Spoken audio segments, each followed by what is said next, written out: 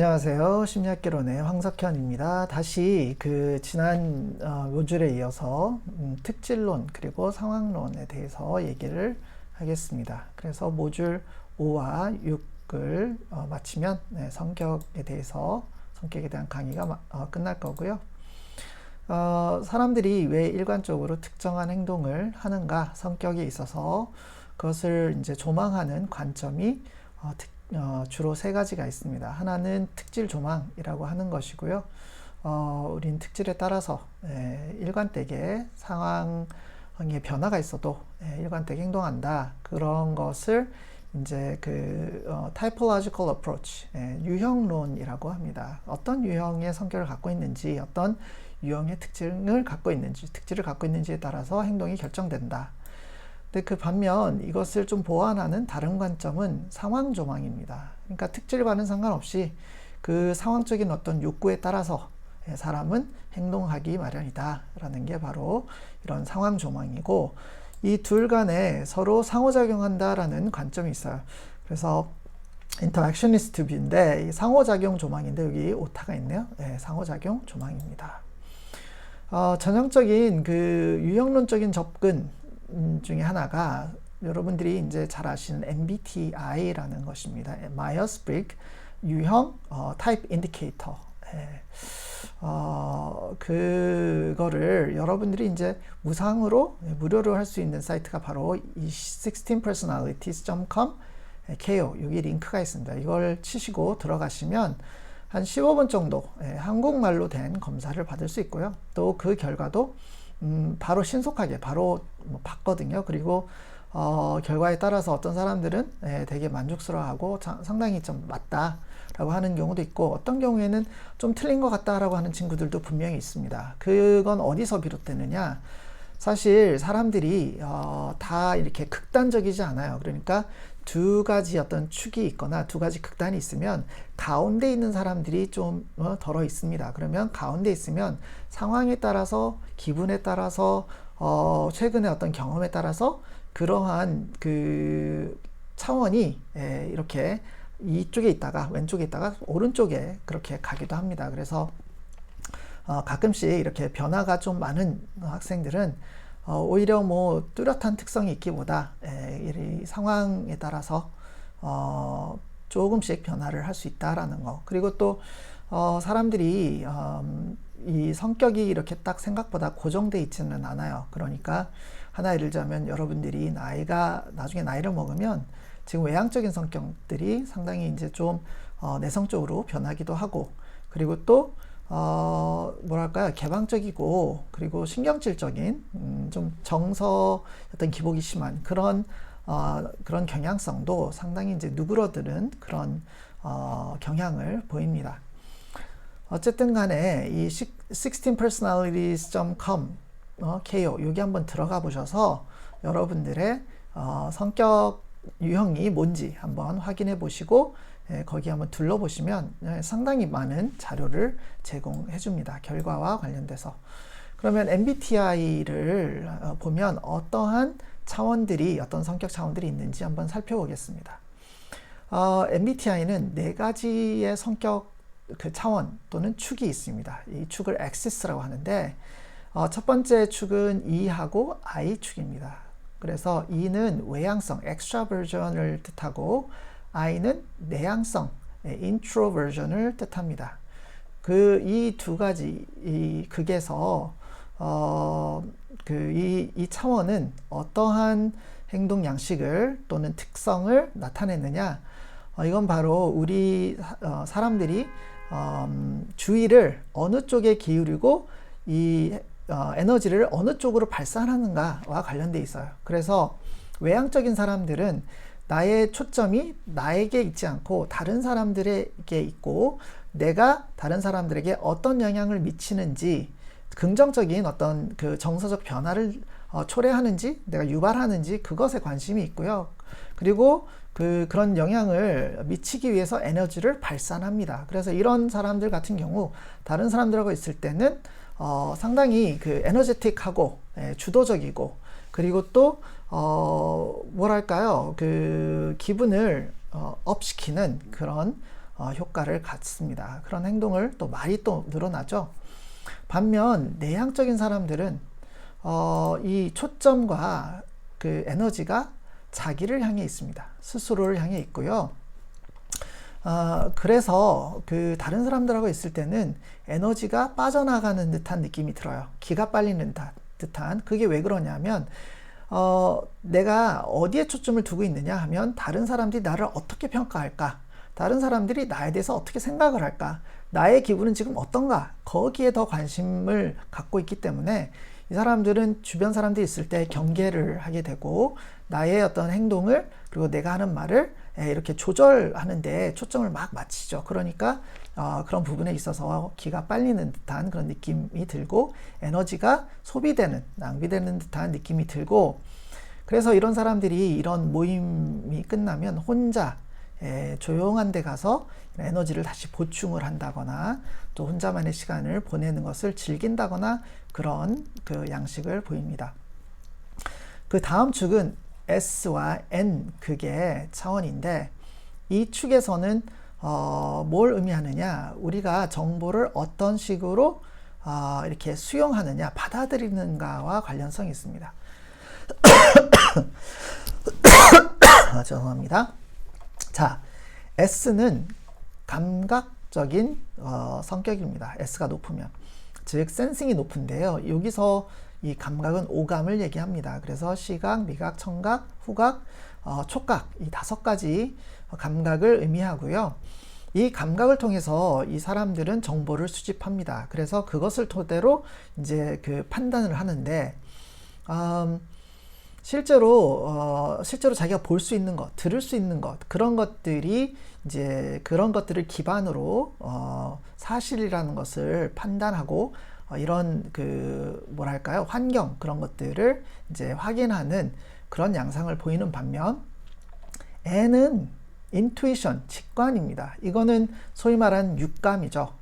이거는 식스 센스가 되는데 보이지 않는 것 하지만 뭔가 감각적으로 육감적으로 느끼는 것, 이것을 토대로 정보를 수집하는 겁니다. 그러니까 재밌는 것은 이 S가 높은 사람들은 주변에 어떤 이제 이성이 자꾸 서성이고 그리고 또 내가 뭐 하는 말에 귀를 기울이고 잘 받아치고 그렇게 이렇게 웃어주고 그러면 이 친구가 되게 친절하구나 라고 생각을 하지, 그 친구가 실제로 내가 너 좋아해 라고 할 때까지 아무런 그 뭐랄까 촉이 없습니다. 상당히 그냥 상대방이 말하는 그대로 고지고대로 듣는 그런 친구들이라고 볼 수 있죠. 반면 N은요 재밌어요. N은 그러니까 S는 상대방이 내가 너 좋아해 라고 하면 그걸 내가 어떻게 알아? 응? 네가 나를 뭐 어떻게 해줬는데? 네가 나한테 무슨 말을 했고 어떻게 해줬는데 내가 그걸 믿을 수 있지? 라고 얘기하는 반면 S는 상대방이 자기한테 막 싫은 티를 내고 막 밀치고 그쵸? 막 좀 짜증내고 그러면 속으로 쟤는 말은 저렇게 하지만 나를 좋아하는가 보구나. 어떻게 보면 이 직감, 뭔가 이렇게 내가 나를 좋아하지 않으면 왜 저런 행동을 하겠어? 굳이 그런 이제 소위 말하는 뭐랄까 촉에 의존하는 이 성격 유형이라고 볼 수 있습니다. 세 번째로 이 세 번째 축은 T하고 F입니다. T는 사고형 thinking, F는 feeling 감정형입니다.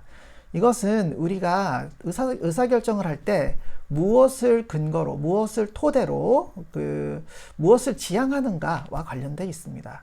그러니까 T 같은 경우에는 사고형이죠. 어떤 것에 대해서 우리는 주로 생각을 하죠. 목표와 이 의미, 그런 것들을 이제 추구하는 그런 기반으로 의사결정을 하고, 따라서 T가 높은 경우에는 목표를 빨리 효과적으로 달성하는 게 상당히 중요하게 작용을 합니다. 반면 F가 높으면 이것은 감정이죠.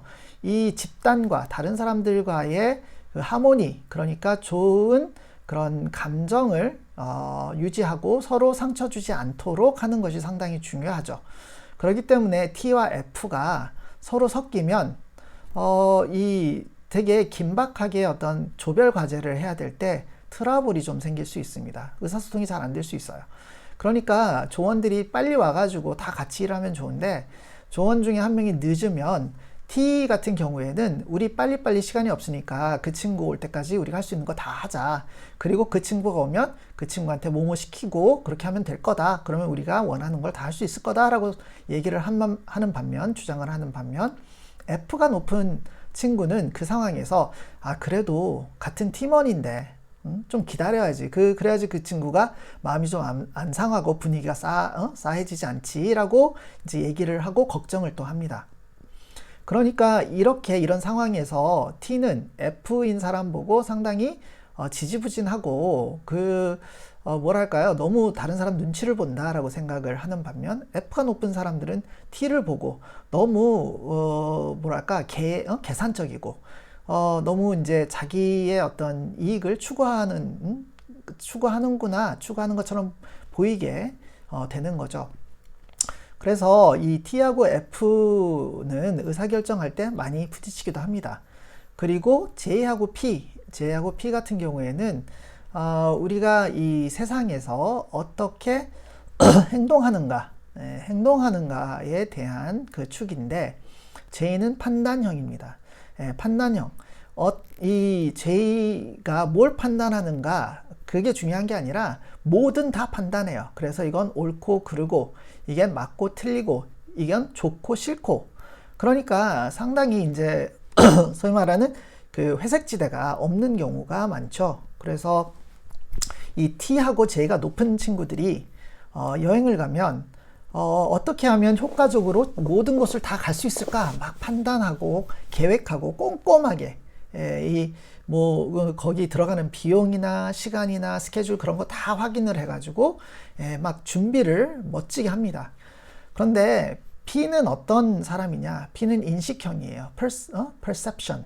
뭐냐 하면 어떤 정보가 들어왔을 때 그게 좋고 나쁘다, 싫고 좋다, 그걸 판단하는 게 아니라 그냥 받아들입니다. 수용합니다. 그럴 수도 있구나.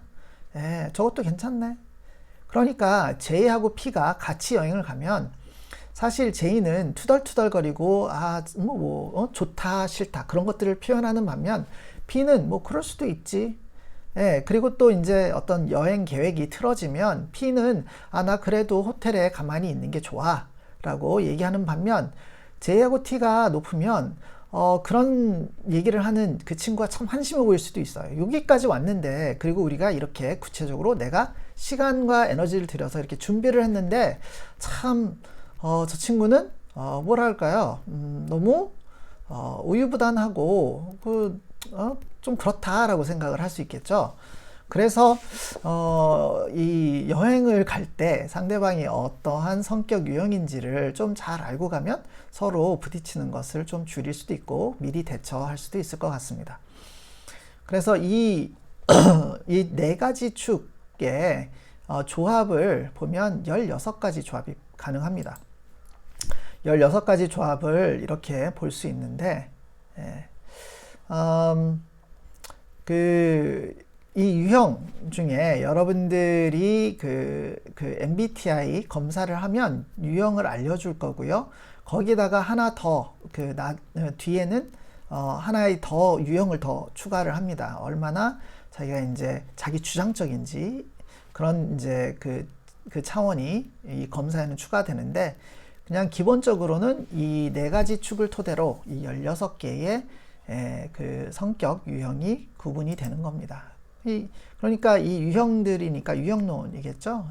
거기서 유형론이라는 것이 파생이 됐고, 그것으로 끝나는 것이 아니라 또 성격 특질 이론 중에 유명한 것이, 또 대표적인 게 소위 말하는 The Big Five입니다. The Big Five. 왜 The Big Five냐? 이 5개의 성격 차원은 범문화적으로, 소위 말하는 우주적으로 다 통용되고, 또 모든 문화의 사람들이 이런 성격 차원에서 측정될 수 있다라는 그런 결과들이 상당히 많습니다. 그런 단서들이. 그래서 이 차원들을 좀 보면 여기 외향성이 있고 신경성, 우호성, 성실성, 개방성이 있는데 몇 가지는 MBTI하고 겹치죠. 외향성, 내향성 이런 것들이 있는데 외향성 같은 경우에는 이 빅5에서는 이 아주 낮은 수준을 철회적인 성격으로 보고 높은 수준을 활동적으로 봅니다. 그리고 신경성은 얼마나 정서가 안정적인지 그리고 또 부정적인지를 보는 건데 이 낮은 이제 신경성은 에서는 상당히 이제 정서 기복이 심하지 않은 안정적인 그리고 대체로 긍정적인 정서를 경험하는 이런 거라고 볼 수 있고요. 반면 그 높은 경우 신경성이 높은 경우 정서적 기복이 높고 그리고 또 특히 기복이 높은데 어디에 많이 머무르냐 우울하고 불안한 상태에서 많이 머물다가 잠깐 이제 기분이 좀 개선이 되는 그런 양상을 좀 보이는 게 바로 신경증적인 그런 특성입니다. 그 다음에 우호성이라는 우호성의 차원이 있는데 agreeableness, 다른 사람들과 얼마나 잘 지내는가, 다른 사람과 그런 좋은 관계를 잘 맺고 유지하는가, 그게 바로 우호성입니다. 그래서 이것이 높은 사람들은 어떨까요? 친하게 잘 지내고 두루두루 잘 지내는, 그리고 뭐 잘 티격태격하지 않는 그런 원만한 사람, 원만한 성격의 소유자라고 볼 수 있습니다. 그리고 성격이 원만하다고 해서 꼭 성실해야만 한다라는 건 아니잖아요. 그런데 이 다음 차원이 바로 그 성실성 그 차원입니다. 이 성실성 차원은 낮은 경우에는 무책임하고 또 자기를 책임 있게 잘 하지 못하는, 그리고 그 사람들에게 잘 의존할 수 없는, 왜냐하면 무책임하니까 그런 성격 차원을 갖고 있는 반면 이 성실성이 높으면 성실하고 상당히 그 자기가 맡은 바 일을 잘 완수하고 끝까지 잘 참아내고 그리고 또 높은 수준의 그 책임감을 보이는 그런 성격 차원이라고 볼 수 있습니다. 마지막으로 이 개방성인데요. 이 개방성은 이 경험에 대한 개방성입니다. 그래서 이 개방성이 낮으면 상당히 폐쇄적이고 변화를 싫어하고 또 다른 사람들이 그 적절한 어떤 피드백이나 또는 정당한 의견을 뭐 알려줘도 그것을 받아들이지 않고 자기 고집을 꺾지 않는, 자기의 생각을 고치지 않는 그런 폐쇄적인 그런 성격이 있고요.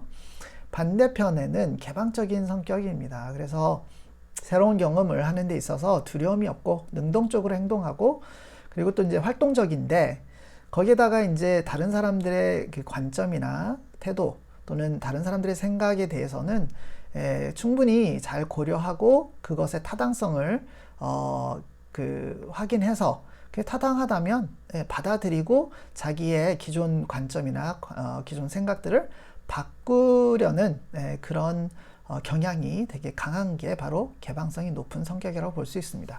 자, 영어로 extroversion, neuroticism, agreeableness, consciousness, openness 라고 하는데 이것을 보통 어떻게 외우느냐?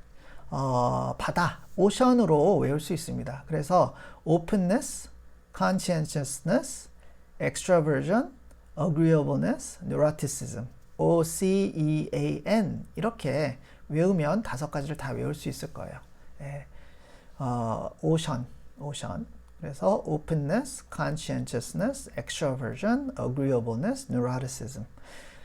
이렇게 하고 여러분들이 이제 한국말로 외운다 그러면 뭐 어떻게 외울 수 있을까요? 외신우성계? 어쨌든 간에 그런 그 방법이 기억에 도움이 준다고 여러분들 강의를 통해서 배웠죠. 외신우성계 괜찮네요. 나쁘진 않을 것 같고, 그리고 이제 제가 설명했던 것에 대한 조금 더 세부적인, 좀 더 자세한 내용이에요. 그래서 각각의 성격이 높은 경우 이러한 그 기술문이 이 성격을 묘사한다라고 보실 수 있습니다. 일단 넘어갈게요. 그리고 아이젠크 같은 경우 성격을 3개 요인으로 나눴고요. 여기서 3개 요인은 외향성, 신경성, 그리고 정신병적 성향 이렇게 3개로 나눴습니다. 지금 외향성과 신경성은 친숙하잖아요. 그런데 정신병적 성향은 무엇이냐 하면, 이 정신병이 유발이 돼서 그런 이제 유발할 가능성이 높고, 그리고 사회적인 어떤 일탈행동, 또 사회적인 그런 범죄 행위, 즉, 뭐 범죄 또는 마약을 사용한다는 등 그런 것들을 할 가능성이 높은 그런 성격 차원을 여기서는 의미합니다. 그래서 이런 이제 정신병적 성향, 사이코리시즘 뿐만이 아니라 non-conformity, 그러니까 다른 사람들하고 잘 어울리지 못하고, 다른 사람들의 어떤 규범이나 어떤 법이나 질서를 어기는 이런 성향을 갖고 있는 사람들이 있다라고 아이젠크는 이렇게 이 3팩터, 3요인 모델을 통해서 주장을 하고 있고요. 지금까지가 이 성격의 그 특질론에 대한 그 짧은 설명이었습니다. 여러분들이 이제 그 16 personality를 하시면 본인의 성격에 대해서 좀 더 잘 알게 될 거고, 그러면 내가 어떤 행동을 할 때 왜 그러는지 좀 더 잘 이해를 하실 수 있을 겁니다. 자, 마지막은 성격의 다른 이제 다른 요인들인데요. 자, 흔히 많은 사람들이 궁금해할 수 있는 게, 성격은 유전인가요? 아니면 양육하면서 자라면서 습득되는 건가요? 이것을 다루는 이 분야가 행동유전학이라는 분야입니다. 그래서 이런 질문을 어떤 식으로 검증을 하고 확인을 하느냐 하면, 쌍생아들을 연구를 합니다. 그래서 일란성 쌍생아는 99.9%의 유전자를 공유하고 있고요. 그렇죠? 이란성 쌍생아 같은 경우에는 50%. 왜 그러냐면 그들은 난자를 공유하고 정자는 또 이렇게 다르잖아요. 그래서 50%를 갖고 있고, 또 형제는 거의 이렇게 공유하는 부분이 많지 않습니다. 그것과 더불어서 쌍생아인데 태어날 때부터 집안 여건이 좀 좋지 않아 가지고 다른 집안에서 서로 다른 데에 입양이 돼서 다른 환경에서 자라는 경우도 있죠. 그래서 그런 이제 쌍생아인데 같은 집에서 자란 아이들, 또 일란성 쌍생아인데 같은 집에서 자란 아이들, 이란성 쌍생아인데 같은 집에서 자란 아이들, 일란성 쌍생아인데 다른 집에서 양육된 그런 아이들, 그리고 일란성 쌍생아인데 다른 또 집에서 입양이 돼서 자라난 그런 아이들, 이런 것들을 이제 통계적으로 비교를 해가지고 서로의 어떤 행동 간의 유사성이 뭔지를 밝혀내는 게 바로 이런 행동 유전학인데, 재밌는 결과들이 많아요. 그러니까 태어나자마자 서로 이렇게 떨어졌어요. 떨어져서 자란 일란성 쌍생아가 있는데 서로의 존재를 모른 거예요. 아무것도 몰랐어요. 실제로 있는지도. 그런데 나중에 성인이 돼서 그걸 확인하고 서로 이렇게 찾아서 보니까 상당히 많은 부분이 유사한 거죠. 심지어 뭐 어떠한 담배 브랜드를 핀다거나, 아니면은 뭐 몇 살 때에 우표를 수집했다거나, 그런 것들이 너무나 유사한 게 많은 경우도 많거든요. 그래서 그런 것들을 봤을 때는 진짜 쌍생아들은 이제 따로 다른 데서 자라도 분명히 유사한 부분들이 있구나, 참 신기한 부분들이 있구나, 그런 걸 알 수 있는데, 결론적으로 얼마나 성격이 유전이 되는가를 봤을 때 특정 행동의 유전성은 0.05 for work, 그러니까 어떤 일을 하는가, 어떤 직장을 갖는가, 그렇죠, 어떤 진로를 갖는가, 그거는 한 0.5 정도 된다는 거죠. 그래서 일과 여가 생활은 한 0.5 정도 유전이 되고, 이어 반면 행복은 0.4에서 0.8 정도 유전이 된다라는 겁니다. 0.8 정도면 상당히 높아요. 그러니까 행복한 부모가 행복한 자식을 낳는다, 또는 행복한 자식을 갖는다라는 것을 알 수 있고요. 그러면 이건 또 어떻게 알 수 있나요? 라고 했는데, 이것도 마찬가지로 쌍생아 연구를 했을 때, 한 쌍생아의 이제 응답을 그 다른 쌍생아의 응답하고 비교하고 상관을 내니까 이렇게 높게 나오더라. 그러니까 만약에 이게 학습이 된 거라면, 다른 환경에서 자란 이 아이들이기 때문에 이렇게 높지 않을 텐데, 실제로 이 쌍생아 간의 그 관련성이, 상관이 상당히 높다라는 것을 알 수 있었고요. 반면 이 가족 환경은 얼마나 성격에 영향을 주는가를 봤더니 그 성격에 큰 영향을 미치진 않아요. 그러니까 우리가 그 어느 집안에서 어떤 분위기 속에서 우리가 자랐는가는 크게 그 성격에 영향을 미치지 않는 것으로 봅니다. 그래서 조용조용한 집안에 조금 시끄럽고 좀 이렇게 뭐랄까요, 활동적인 친구가 나올 수 있고, 되게 그 활동적이고 막 그 서로 잘 부딪히는 그런 집안에서 마찬가지로 상당히 내성적이고 좀 잘 어울리지 않는 그런 자녀가 또 태어날 수 있다라는 거죠. 자, 이거는 이런 이제 유전성을 측정을 한 겁니다. 그래서 여기 그림을 좀 자세히 보면 이런 그 자주색이죠. 이 색을 나타내는 게 이 빅5, 빅5 성격 요인이고, 그런 다음에 초록색이 아이젠크의 성격 3요인, 그런 다음에 이제 심리적인 어떤 관심 변인, 마지막으로 사회 태도 변인, 이렇게 측정을 해가지고 얼마나 이런 그 특질들이 유전이 되는가를 살펴봤더니, 빅5에서는 보면은 외향성 그리고 개방성, 개방성이 제일 높죠. 그렇죠? 이 두 개가 50% 이상, 그러니까 0.05, 그렇죠? 이상이 되는 0.05가 아니라 0.50이죠. 그 이상이 되는 그런 유전성을 보였고, 나머지는 40% 정도 이상을 보였습니다. 그리고 아이젠크의 그 3요인을 보면 이 정신병적 성향이 50% 정도 되는 것으로 나타났고, 그리고 또 외향성하고 신경성 또는 신경증적인 성향은 한 30에서 40% 정도 된다는 것을 알 수 있습니다.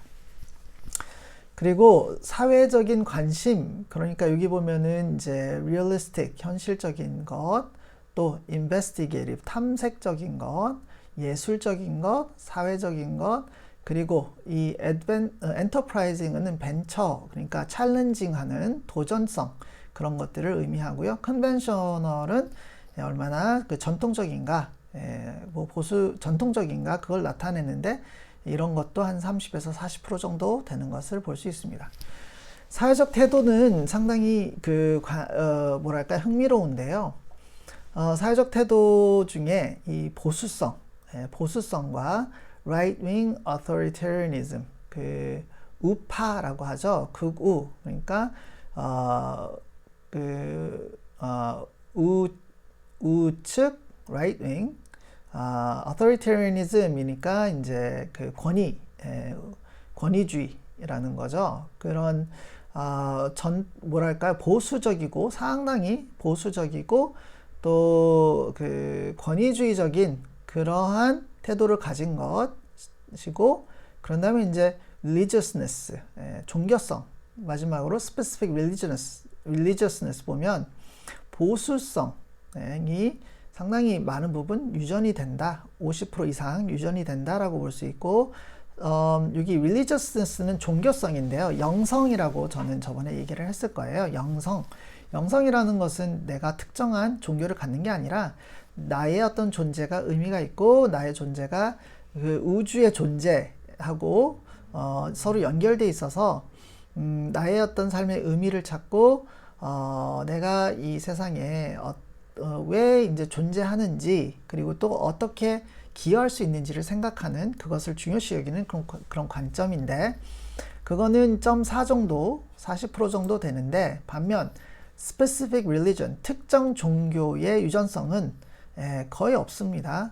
여기서 특정 종교의 유전성이라는 것은 부모의 그 종교를 따라가는 거예요. 그러니까 한 쌍생아가 그 기독교였는데 다른 쌍생아가 불교였고, 그리고 뭐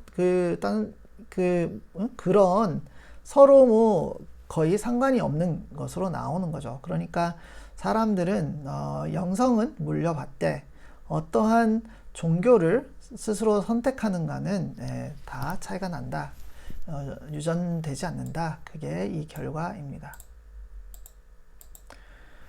그리고 이제 출생순위에 따라서 성격이 다른가? 뭐 우리가 흔히 말하는 거 보면 뭐 마지답게 든든해, 그렇게 얘기하죠. 듬직해라고 얘기하잖아요. 그리고 이제 그 막내처럼 뭐 철이 없어, 좀 그렇게 얘기를 하는데 그게 과연 그런가? 좀 살펴보면 이건 물론 해외의 그 연구 결과긴 하지만 firstborn or only child, 그러니까 맞이 또는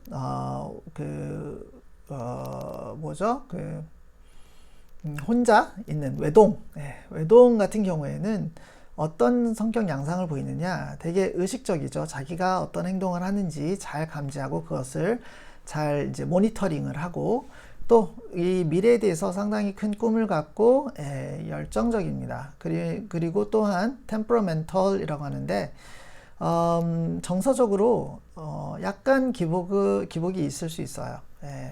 하지만 대체적으로는 안정적인 그런 이제 감정 부분도 이제 보이는데 때에 따라서는 이런 뭐랄까요, 책임감 때문에 스트레스를 많이 받고 그런 이유로 또 감정 기복이 좀 다른 형제들보다 있을 수 있습니다. 그리고 가운데 태어난 그 차녀 같은 경우, 막내도 아니고 가운데에서 이제 우리는 샌드위치 됐다고 그러잖아요. 이런 친구들 보면은 반항적이고 또 가족과 이렇게 뭐 잘 지낸다거나 가족의 어떤 일원으로서 잘 융합이 된다거나 조화를 이룬다거나 그러지 않고요. 그러니까 가족과의 어떤 정체감이 약한 것으로 나타났어요. 그래서 이런 친구들은 주로 상당히 이제 부모들이 이 둘째가 사귀는 친구들을 보고 놀라기도 합니다. 왜 그러냐면 이제 그 부류가, 소위 말하는 그 부류가 부모님이 보기에는 잘 어울리면 안 되는 그런 반항적인 아이들이 덜어 있거든요. 그런 경우가 덜어 있어서 이 성격에 또 반영이 되기도 합니다. 그리고 또 그 이후에 이제 막내 또는 더 어린 그런 친구들 같은 경우 대체적으로 다른 친구들과 잘 지내고, 그리고 또 여기 보면 이제 self-conscious죠. 자아의식을 하고, 여기 이제 conscientiousness는 이건 뭐냐면 책임감 있고 또 양심적으로 행동한다라는 거고, 여기서 이제 self-consciousness 또는 self-conscious는 자의식적이에요. 그러니까 다른 사람들이 날 보고 어떻게 평가할까? 그런 이제 그런 걸 의미하고, 그러지만 또 한편으로는 적극적으로 다른 새로운 자극을 추구하는 이런 개방성도 높다고 볼 수 있습니다. 성격은 성차는 어떨까요? 성차를 봤을 때는 여성은 더 공감적이고 더 정서에 기복이 있고 신경질적이고, 그리고 또 더 많은 사회적인 연결고리, 또 사회적 사회망을 갖고 있다라고 볼 수 있고요.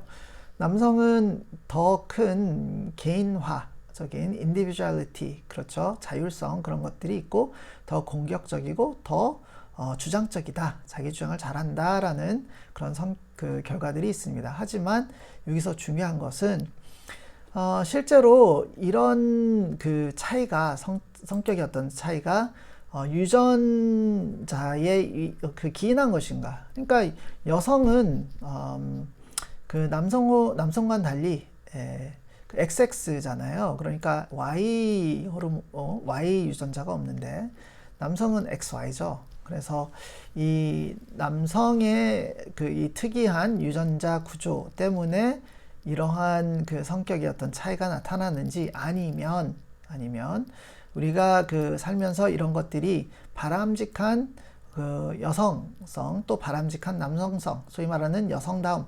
남성다움을 학습해서 이렇게 된 건지에 대한 논란은 있습니다. 그래서 여러분들 생각은 어떤지 궁금하기는 한데요. 특히 이렇게 이제 전통적이고 보수적인 사회에서는 남성과 여성의 역할, 그리고 또 행동 지침이나 행동에 대한 규범도 되게 강하다는 그런 강한 측면이 분명히 있죠. 그리고 성격이 우리가 살면서 어떻게 바뀌는가, 전반적으로 안정적이긴 하지만 대학교를 졸업한 후에 일부 큰 변화가 크지만 점진적인 변화가 일어났는데 그 두 가지가 일어납니다. 하나는 더 책임감 있게 그리고 또 더 다른 사람들과 잘 지내는 방식으로 성격이 변해요. 그러니까 뭐랄까요, 개인 특성 그리고 또 개인의 어떤 고집 이런 부분들은 줄어들죠. 왜 그러냐면 그 회사에 들어가서 다른 동료들하고 잘 어울리고 또 그 인정을 받으려면 책임감 있게 행동을 해야 되고 성과를 내야 되고 그리고 또 동료들과도 잘 지내야 되니까 이 두 가지 측면, 두 가지 성격 요인이 증가하는 반면 개방성 그리고 그 신경증적인 그 성향은 줄어듭니다. 그래서 젊었을 때 상당히 개방적이고 그리고 또 뭐랄까요, 여러 가지 경험을 하고픈 마음들이 있는데 이게 이제 그 직장에 들어가게 되면 더 이상 개방적이기보다 좀 더 폐쇄적이 되고 대신 감정적으로는 조금 더 안정된다. 안정된다. 그런 것들이 이제 전 세계적인 변화라고 볼 수 있습니다. 자, 오늘 이게 마지막 그 강의이고요. 여러분들 이 세 동영상을 잘 보시기 바랍니다. 그리고 이 세 개의 동영상 보시면서 수고하셨고요. 거기에 대한 이 질문들 꼭 그 e클래스에 확인하셔서 다음 주 금요일까지 제출하시기 바랍니다. 그러면 제출하시면 수요일과 월요일과 수요일 출석이 인정이 됩니다. 어렵지 않는 질문들이니까 꼭 하시고 우리가 그 결과를 또 나눌 수 있기 바랍니다. 네, 오늘 수고하셨습니다. 다음 주 월요일 날 만나요. 다음 주라 하면 11월 9일이 되겠네요. 그때 다시 만나기 바랍니다. 그럼 안녕히 계세요.